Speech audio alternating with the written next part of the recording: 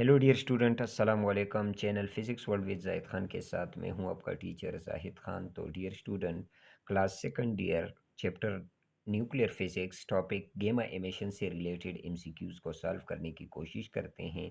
तो dear student, हमारे पास फर्स्ट एमसीक्यूज़ का गिवन डेटा है। The the type of emission in which both mass number and charge number remain the same is called alpha emission, beta emission, गेमा emission और none of the above. तो dear student, MCQs के statement को समझते हैं कि वो कौन सा एमिशन होता है जिसके एमिट होने के बाद न्यूक्लियस का मास नंबर और चार्ज नंबर रिमेन सेम रहता है। तो डियर स्टूडेंट, ऐसे एमिशन को हम क्या कहते हैं? गेमा एमिशन। क्योंकि गेमा रेडिएशन जो है वो ये हमारे पास चार्जलेस और मासलेस होती है। ये एनर्जी के फॉर्म में फोटॉन एमिट होते हैं जो कि चार्जलेस और मासलेस होते हैं। तो ऐसे एमिशन को हम क्या कहेंगे? गेमा एमिशन। नेक्स्ट एमसीक्यूज हैं। इन गेमा emission both physical and chemical properties of the element is dash. Only physical properties of the element is changing, only chemical properties of the element is changing, both are same, none of the above। तो dear student, हमें पता है जब गेमा radiation होती है किसी भी न्यूक्लियस से तो इसका physical and chemical properties of the element both are क्या होते हैं? सेम होते हैं। So the correct option is option number C. इसमें एलिमेंट का फिजिकल और केमिकल प्रॉपर्टी क्या होते हैं? सेम होते हैं। नेक्स्ट एमसीक्यूज है। Gamma radiation gave the dash initial stability, final stability, normal stability, none of the above.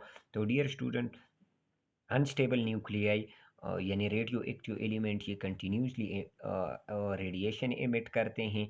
और रेडिएशन ये इसलिए एमिट करते हैं कि रेडियो एक्टिव एलिमेंट स्टेबिलिटी की तरफ आते हैं।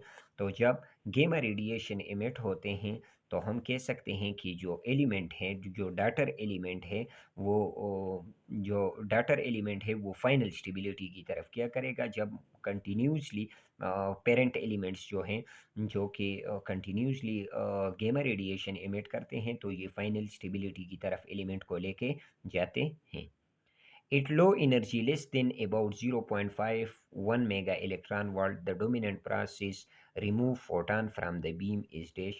तो डियर स्टूडेंट, कहते हैं कि जब 0.5 मेगा इलेक्ट्रॉन वोल्ट से हमारे पास एनर्जी कम हो तो ये प्रोसेस जो फोटॉन एमिट करता है from a beam is the dash process. ये पेयर प्रोडक्शन होगा, कॉम्पटन इफेक्ट होगा, फोटो इलेक्ट्रिक इफेक्ट होगा और पेयर इनहेलेशन होगा।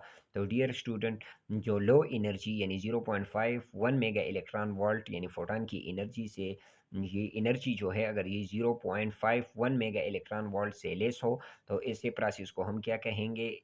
फोटो इलेक्ट्रिक इफेक्ट कहेंगे। नेक्स्ट एमसीक्यूज हैं।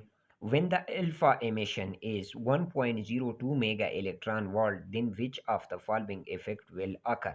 जब हमारे पास अल्फा एमिशन होती हैं और 1.02 मेगा इलेक्ट्रॉन वोल्ट, तो इस इफेक्ट को हम क्या कहेंगे? पियर प्रोडक्शन, कॉम्पटन इफेक्ट कहेंगे, फोटो इलेक्ट्रिक इफेक्ट कहेंगे और पियर इनहिलेशन कहेंगे। तो डियर स्टूडेंट, हमें पता है जब 1.02 मेगा इलेक्ट्रॉन वोल्ट जब अल्फा एमिशन होती है और 1.02 मेगा इलेक्ट्रॉन वोल्ट, तो इस प्रोसेस को हम क्या कहेंगे? पियर प्रोडक्शन। यानी हासिल होने वाले फोटॉन की अगर एनर्जी 1.02 मेगा इलेक्ट्रॉन वोल्ट होगी तो हम क्या कहेंगे? कि पियर प्रोडक्शन हुआ है हमारे पास। अगर 1.02 मेगा इलेक्ट्रॉन वोल्ट एनर्जी से हम 0.51 मेगा इलेक्ट्रॉन वोल्ट पे आ जाए तो ये प्रोसेस पियर प्रोडक्शन का उलट होगा। तो फिर ये क्या होता है? पियर इनहिलेशन होता है। कॉम्पटन इफेक्ट और फोटो इलेक्ट्रिक इफेक्ट एक अलग प्रोसेस है। नेक्स्ट एमसीक्यूज हैं। The ionization power of the gamma radiation is dash smaller than alpha radiation, smaller than beta radiation, larger than beta radiation, all of the above। तो हमें पता है dear student, the ionization power of the gamma radiation ये तो smaller होता है alpha radiation से, और smaller than beta radiation, larger than beta radiation और ऑल ऑफ द अबव। तो डियर स्टूडेंट, हमें पता है कि आयनाइजेशन पावर जो है ये गेमा रेडिएशन का अल्फ़ा रेडिएशन से लेस होता है, बीटा रेडिएशन से भी लेस होता है। सो डियर स्टूडेंट, जो करेक्ट ऑप्शन है यहाँ लिखा है लार्जर देन बीटा रेडिएशन। लेकिन डियर स्टूडेंट, हम कह सकते हैं कि आयनाइजेशन पावर जो है ये गेमा रेडिए सबसे ज़्यादा अल्फा रेडिएशन का होता है, फिर बीटा का, और सबसे लेस जो है वो गेमा रेडिएशन की है।